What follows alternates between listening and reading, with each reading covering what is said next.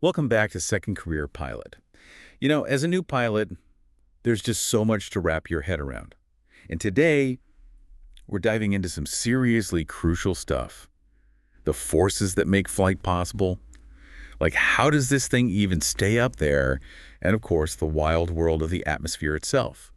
We're lucky enough to have some top-notch material from the pilot's Handbook of Aeronautical Knowledge to guide us. Absolutely. This handbook is like the Bible for pilots. Totally. And we're going to unpack it all. No stone unturned. But, we don't want to bore you with a dry lecture. We're going to make this fun, relatable, and most importantly, easy to understand, especially for those of you who are just starting out in aviation. Yeah, for sure. Think of it less like a textbook and more like a chat with some fellow aviation enthusiasts. Exactly. We're going to connect those dots, so you can see how all these concepts play out in the real world, up in the air where it matters. Right. Because it's one thing to memorize definitions, it's another to actually grasp the why behind it all. And that's what makes you a better, more confident pilot. Totally. So let's kick things off with the very air we breathe and fly through. Yeah. So the atmosphere, right, the handbook lays it out. It's a blend of gases, about 78% nitrogen, 21% oxygen, and then a tiny bit, like 1%, of other stuff. Right, like argon and other trace gases. But what's really interesting is how these gases are distributed as you go higher. It's not all uniform. Yeah, it's like a layer cake, right? Exactly. And the heavier gases, like oxygen, which is obviously pretty important for you and your engine to function, well, those tend to be more concentrated at lower altitudes. Most of the atmosphere's oxygen is found below around 35,000 feet. So that's why those oxygen masks drop down in the unlikely event of cabin depressurization. Exactly. And it also explains why engine performance changes with altitude. You're literally getting less oxygen to burn as you climb. Right, less fuel for the fire, so to speak. Okay, so we got these gases in the air, and the handbook emphasizes that air, much like water, is a fluid. Now, that might seem a bit weird, right? When we think of fluids, we usually think of liquids. Right, like pouring a glass of water. But in science, a fluid is anything that can flow and take the shape of its container. And air definitely does that. Yeah, true. So if air is a fluid, does it have properties like viscosity? Like honey is thick and viscous, but water flows more easily. Absolutely. Viscosity is basically a measure of a fluid's resistance to flow. Air has very low viscosity, meaning it flows really easily, but it's not zero. And that tiny bit of stickiness actually affects how air interacts with your aircraft. Okay, interesting. So even though air flows easily, the handbook talks about friction too. The resistance you get when something moves through it. Like think about swimming. You feel that resistance from the water. Exactly. And even though your airplane is super smooth and aerodynamic, Yeah. at a microscopic level, there are still tiny imperfections on the surface. As air flows over those surfaces, those little bumps create friction, and some of the air molecules actually stick to the surface. Like it's clinging on for dear life. Right, and that creates what we call the boundary layer. It's this thin layer of air that's right next to the surface of the aircraft, and the air in that layer is moving much slower than the air further away. So like a little bubble of slow-moving air hugging the plane. Exactly. And this boundary layer, because of both viscosity and friction, it contributes to something called drag. Drag. Yeah. The enemy of every pilot. Well, not quite the enemy, but yeah, it's that force that opposes motion through the air. It's like you're constantly pushing against it. And as a pilot, you're always managing drag, using your controls and engine power to minimize it and keep your airplane moving efficiently. Right, like trying to slip through the air as smoothly as possible. So we've covered what air is, how it acts like a fluid, and how viscosity and friction create drag. Now let's get into something that's a big deal for pilots' atmospheric pressure. The handbook defines it as the force exerted on a surface perpendicular to that surface. And when we talk about atmospheric pressure, we're specifically talking about the weight of all the air above pressing down on that surface. And that weight is pretty substantial. At sea level, under standard conditions, it's about 14.7 pounds pressing on every single square inch. Think about that for a second. It's a lot. Whoa, yeah, it's like an invisible elephant sitting on everything. No wonder my ears pop when I fly. Exactly. And in aviation, we typically measure atmospheric pressure in inches of mercury, or Hg, or millibars in billion E. Standard sea level pressure is 29.92 Hg, or 113.2 millibars. You can see a good visual representation of that in Figure 4.2 in your handbook. Okay, good to know. But I'm guessing this pressure changes as we go up in altitude, right? Absolutely. The higher you go, the less air there is above you, and so the pressure decreases. At about 18,000 feet, the pressure is roughly half of what it is at sea level. And this is where things get really interesting for pilots. Well, this decrease in pressure with altitude directly affects a bunch of things. First off, your engine performance takes a hit. It's getting less air, less oxygen to burn. Second, it affects your propeller efficiency. It literally has less air to bite into. And third, it impacts the amount of lift your wings generate, which is obviously kind of important. Right. Less air for those wings to work with. So the pressure thing, it's not just some abstract concept. It's really impacting how the airplane behaves. Big time. And that's why it's also crucial for understanding the readings you get from your flight instruments, like your altimeter, your airspeed indicator, and your vertical speed indicator. They all rely on sensing changes in air pressure to function accurately. So yeah, pressure altitude is something you'll be thinking about a lot. Now, the handbook throws around terms like standard atmosphere and lapse rates. What's all that about? Well, think about it. The real atmosphere is never exactly the same. The temperature and pressure are constantly changing depending on where you are, the time of year, and the weather.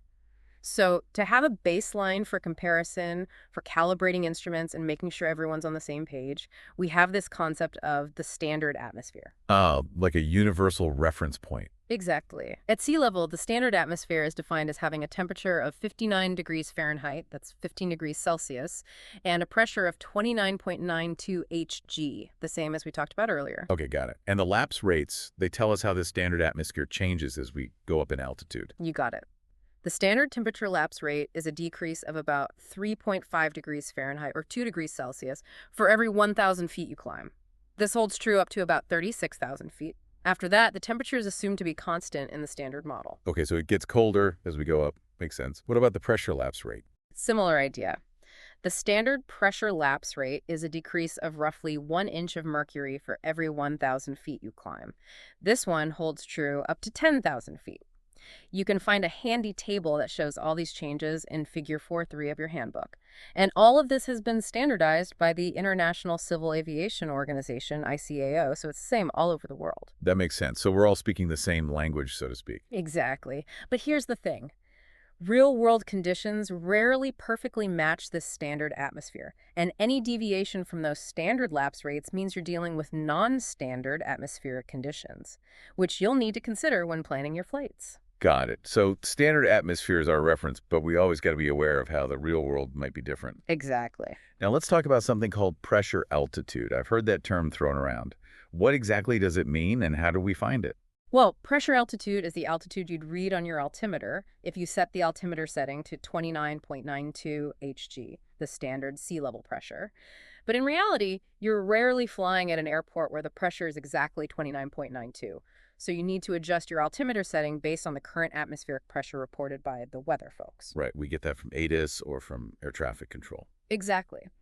So pressure altitude is like a theoretical altitude that takes into account the actual pressure. And it's super important for a couple of reasons. Okay, lay it on me. First, it's used to determine your aircraft's performance, things like takeoff distance, climb rate, and true airspeed.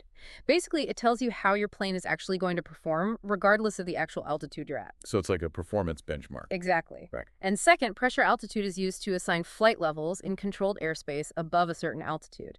So everyone's operating on the same pressure setting, reducing the risk of mid-air collisions. Gotcha. Pressure altitude, it's all about performance and safety. But then we have this other term, density altitude. What's that all about? So density altitude takes pressure altitude one step further.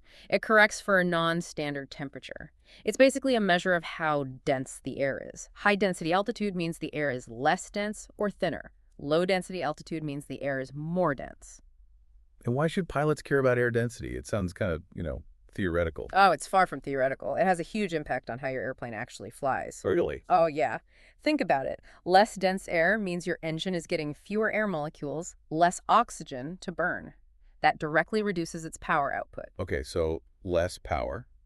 Anything else? Yep. Your propeller is also less efficient in thin air because it has less air to push against. And finally, your wings generate less lift because there are fewer air molecules flowing over them to create that upward force. Wow. So high density altitude is basically like flying at a higher altitude, even if your altimeter says otherwise. Precisely. Your airplane is going to behave as if it's much higher up, even if you're physically at a lower altitude. It's all about the density of the air.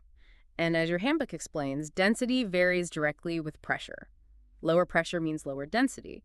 But it also varies inversely with temperature. Higher temperature means lower density. Right, makes sense. So on a hot day, the air is less dense and the airplane feels like it's struggling to get off the ground. Exactly. You might be at a relatively low airport elevation, but if it's hot and the pressure is low, your airplane might feel like it's trying to take off from, like, Mount Everest. Yikes.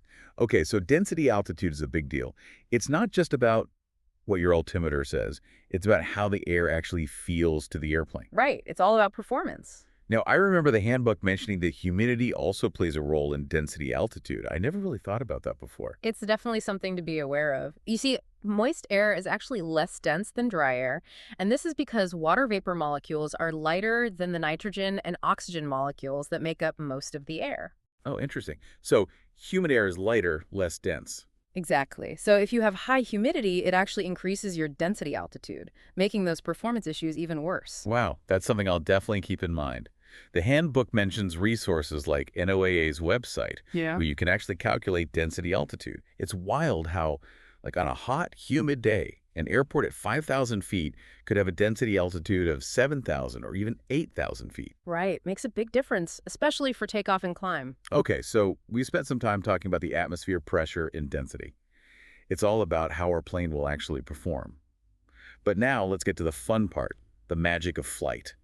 How does a hunk of metal actually get off the ground and stay up there? It's all about lift, right? Exactly. Lift is the source that counteracts gravity. It's what allows us to defy, well, to appear to defy gravity and soar through the air. And to understand lift, we need to dive into some basic physics.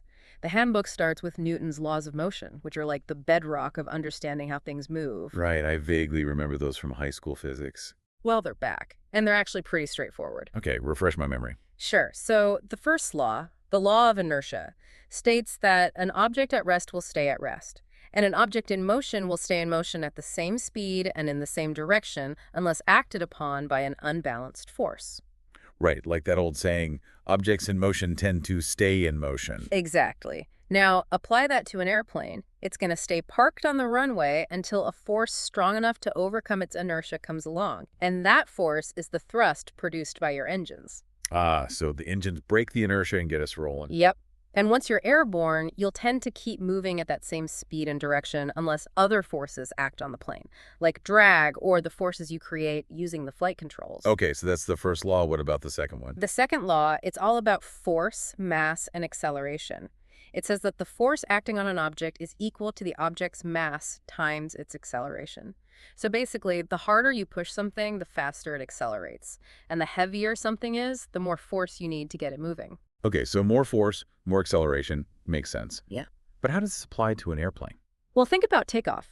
Your engine produces thrust, which is a force. That force acts on the mass of the airplane, causing it to accelerate down the runway. Right, more thrust, faster acceleration. Ooh, got it. And once you're in the air, the aerodynamic forces acting on your wings, tail, and fuselage, they all cause the aircraft to speed up, slow down, or change direction. It's all about forces and how they influence the airplane's motion. Okay, so forces are at play everywhere. What about the third law? The third law is my favorite. It's the one about action and reaction. It states that for every action, there is an equal and opposite reaction. Okay. And this is super important for understanding how both your engine and your wings work. Oh, really? Yeah, think about your propeller. It spins, pushing air backwards. That's the action. But the air also pushes back on the propeller with an equal force in the opposite direction. And that's what creates thrust, pushing your plane forward. Wow, so the propeller is pushing air back, and the air is pushing the propeller and thus the airplane forward. That's cool. It is, and the same principle applies to lift. Your wing is shaped and angled in a way that deflects air downwards. That's the action. And the reaction. The air pushes back on the wing upwards, creating lift. So it's like the wing is pushing the air down and the air is pushing the wing up. It's mind-blowing how these simple laws explain so much. They really do. And speaking of lift, the handbook also dives into Bernoulli's principle, which has a lot to do with how the shape of the wing generates lift. Yeah, Bernoulli. I remember that name, but I'm a little fuzzy on the details. No problem, it's a classic. Bernoulli's principle basically states that as the speed of a fluid, like air increases, its pressure decreases. Okay, so faster air, lower pressure. You got it. And you can see this in action with a Venturi tube, which is this tube that narrows in the middle. As the air flows through the narrow section, it speeds up and the pressure drops. You can probably find a diagram of this in Figure 4.4 in your handbook. Right, I think I've seen that before. Yeah. But how does this principle apply to a wing? It's not exactly a Venturi tube. Right, but the concept is similar. You see, the top surface of a typical wing is curved, and it's longer than the bottom surface. So as the wing moves through the air flowing over the top has to travel a greater distance in the same amount of time as the air flowing under the wing. Ah, longer distance, same time. Exactly. And to do that, the air flowing over the top has to speed up. And according to Bernoulli, faster air means lower pressure. Okay, so we've got faster moving, lower pressure air on top of the wing. Right. And at the same time, the air flowing underneath the wing is moving slower and has higher pressure. And this difference in pressure, this higher pressure below and lower pressure above, it creates a net upward force on the wing. And that, my friend, is lift. So it's like the wing is being sucked up from above and pushed up from below. It's a good way to visualize it. The pressure difference is definitely a key player in generating lift, but it's important to remember that it's not the whole story. That often repeated explanation about the air molecules having to meet up at the trailing edge, well, it's a bit of an oversimplification. The reality is the air doesn't behave quite that neatly. And the downward deflection of air, as described by Newton's third law, also plays a significant role in lift generation. Okay, so it's a combination of these forces, pressure differences, and the downward push of air. Exactly. It's a beautiful dynamic system. Speaking of dynamic, let's talk about the wing itself, the airfoil design. Figure 4 to 5 in the handbook shows the different parts of an airfoil. Right. And an airfoil is a masterpiece of engineering. It's designed to manipulate the airflow in just the right way to produce lift. Walk me through it. So you've got the camber, which is the curvature of the upper and lower surfaces. Usually the upper surface has more camber, meaning it's more curved. Then you have the leading edge, the rounded front of the wing, and the trailing edge, the sharp, tapered back of the wing. And then we have the chord line, which is an imaginary straight line that connects the leading edge to the trailing edge. And finally, the mean camber line, which is a line that runs through the middle of the airfoil, equidistant from the upper and lower surfaces. Okay, so all these parts are working together to create lift. But how? Well, the curved upper surface, it's what helps create that faster airflow and lower pressure we were talking about with Bernoulli's principle. And then when the wing meets the oncoming air at an angle called the angle of attack, the lower surface of the wing helps to deflect that air downwards. So it's pushing the air down, creating that upward reaction force we talked about earlier. Exactly. It's all about optimizing both the pressure differences and the downward deflection of air to generate enough lift to keep the airplane up in the air. Clever. The handbook mentions that some airfoils, like those designed for slower flight, might have a concave lower surface to generate more lift at lower speeds. That's right. Those are called undercambered airfoils. They're especially helpful for slower aircraft because they can generate a lot of lift even at low speeds. And modern aircraft often use flaps on the trailing edge of their wings, which, when extended, basically change the shape of the airfoil, increasing the camber and the surface area. It's like temporarily changing the wing's shape to make it more efficient for takeoff and landing at slower speeds. Ah, so flaps are like giving the wing a little extra boost. Exactly. Figure 4.6 in your handbook probably shows some different airfoil designs and how they affect lift. I'll have to check that out.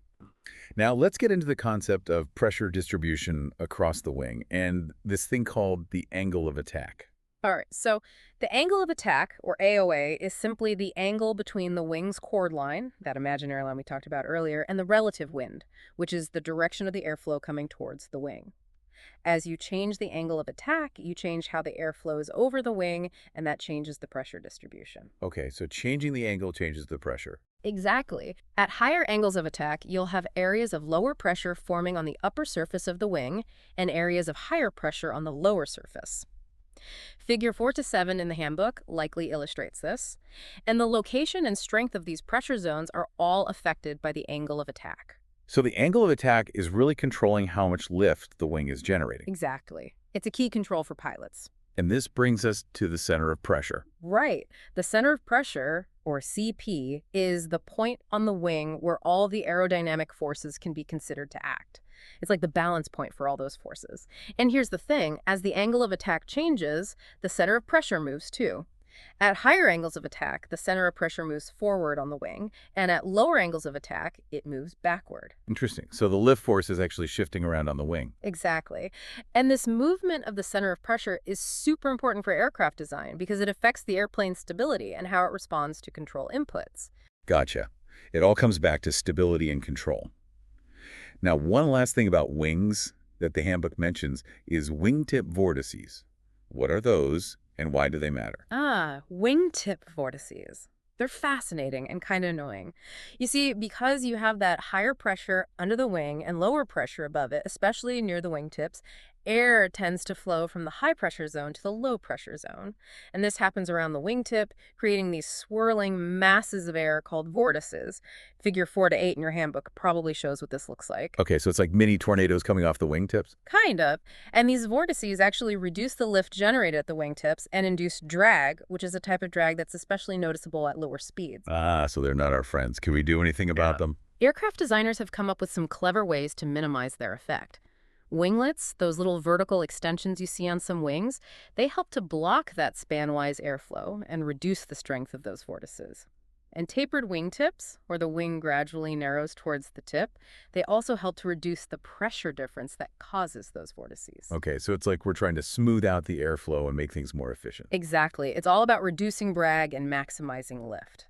So we've seen how the shape of the wing, the angle it meets the air, the pressure differences, and even those pesky wingtip vortices all play a role in creating lift. And the handbook even points out that lift isn't just about that pressure difference created by Bernoulli's principle. Right, there's more to it. Even a flat plate, like a simple paper airplane wing, can generate lift if it's at the right angle of attack. Really? Yep, because it's deflecting the airflow downwards. So it's a downward push of air creating the upward reaction. You got it. And that's why the angle of attack is so crucial. So it's amazing how all these seemingly simple concepts, these laws of physics and aerodynamic principles, all come together to explain this incredible phenomenon of flight. It's not just magic, it's science in action. It really is. And understanding these concepts, the atmosphere, pressure, density, and the principles of lift, it's not just about passing exams. It's about becoming a better, safer, and more confident pilot. Couldn't agree more. We've really only scratched the surface of this fascinating topic. Each of these concepts, from the nitty-gritty of airfoil design to the complexities of the atmosphere, they could be explored in so much more depth. Absolutely. The Pilot's Handbook of Aeronautical Knowledge is a great resource to keep revisiting. And there are other amazing resources out there, too, like the NASA Beginner's Guide to Aerodynamics, which you can find online. Great tip. I encourage everyone to keep learning and keep asking questions. Think about how these principles we've discussed apply to different phases of flight takeoff, climb, cruise, landing. It's all connected. Right. And think about what aspects of flight you find the most interesting or surprising. It's a journey of constant discovery. And the world of aviation is always moving forward. New technologies, new designs, new ways of thinking about flight. It's exciting to think about how things might evolve in the future with advancements in materials science or even artificial intelligence. Definitely. The sky's the limit, literally. It's so true. Well, that's a wrap for today. Thanks for joining us. Thanks for listening.